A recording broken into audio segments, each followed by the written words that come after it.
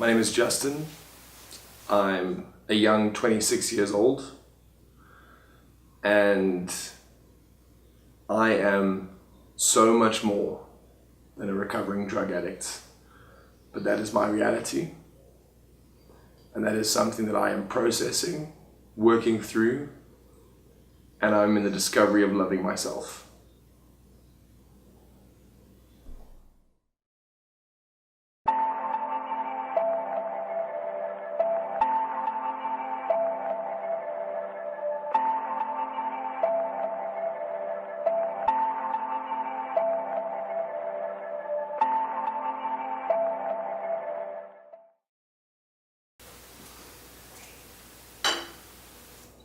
In a couple of days,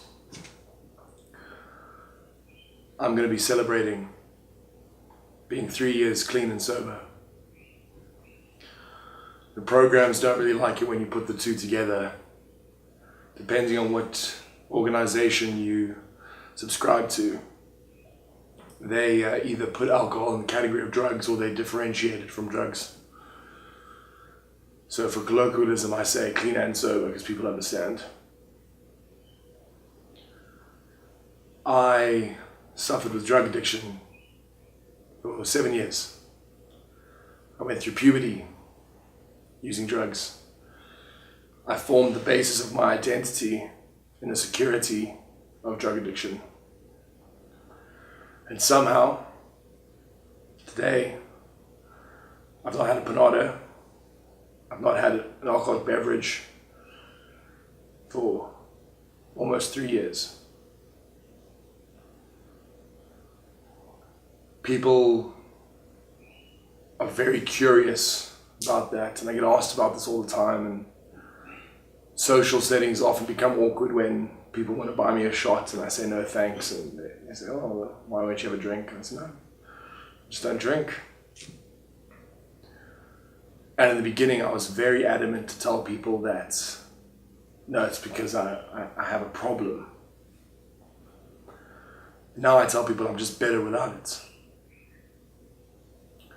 It's been an incredible process of discovery for me, learning how to cope without the safety net that was my addiction. Rehabs and programs like Narcotics Anonymous and Alcoholics Anonymous, halfway houses, organizations, churches,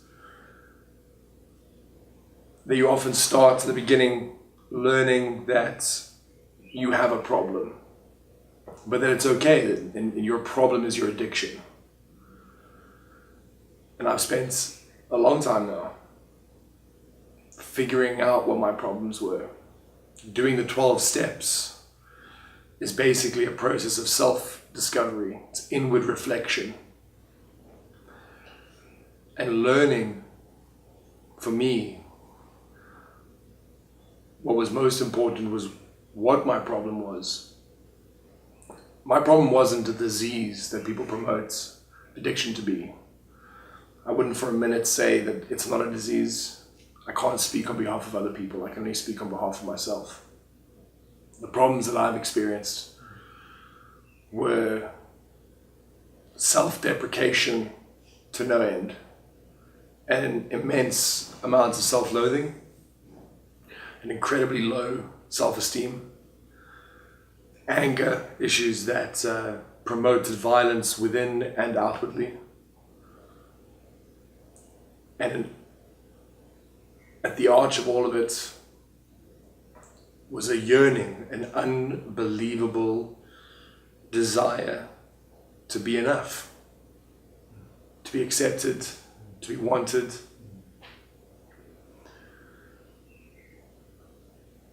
There's a profound sense of loss of self when you hate yourself. That's what drugs, and when I say drugs, I'm including alcohol. That's what that was for me. It was an escape from me, not from moments, not from temporary despair or heartache or sorrow, I didn't want to be me. And the easiest way to not be me was just to be high all the time. I started when I was 16 years old.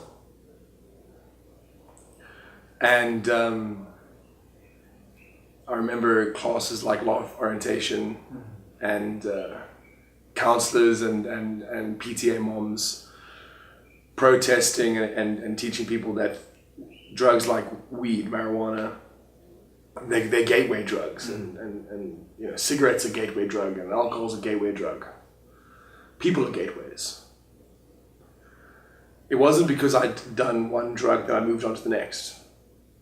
It was because in the social settings that I was, the group that I was mixing with, I would experience something with someone, and that person that I'd experienced then with would introduce me to something else or other people. As people, we continue to outreach and grow with experiences and people, and we enrich ourselves with that. I was just enriching myself with the wrong stuff. Over a period of 7 years, I escalated relief to relief, because that's what it always was for me, it was a relief. And the hardest thing about recovery has been trying to find that relief elsewhere. Learning how to cope with the difficult pressures, stresses, anxieties, torments that we all experience without having the escape. And that's been hard. I've often attributed to going through puberty again. Not, you know, methodologically, but spiritually, ideologically. I've had to form an identity now. Outside of that. 100%. Approaching 30s. I'm very thankful though, because to be where I am now at a relatively young age, it's somewhat of a privilege, because there are people who suffer with these issues until the latter part of their lives. It's something that they carry and that they're unable to unburden themselves of. I'm thankful for the people that I have now. It's been that change, the change of people in my life, those that I've allowed into my life, that has allowed me to be where I am today. Because it's never been an individual act. It's never been a solo job. I don't think I would have made it then. It's been a long process of healing and discovery. And it's very apt that it's being documented now, so close to my anniversary, a time in my year where I reflect on everything. And just sitting here now, I'm washed over with immense feelings of thankfulness for the people that I have now in my life. We all endeavor to be enough. And I think after 3 years, people have made me enough. And I'm starting to love myself, and value myself, and see what good I bring. So I'm thankful for people. And that's my relief now, the people that I have in my life.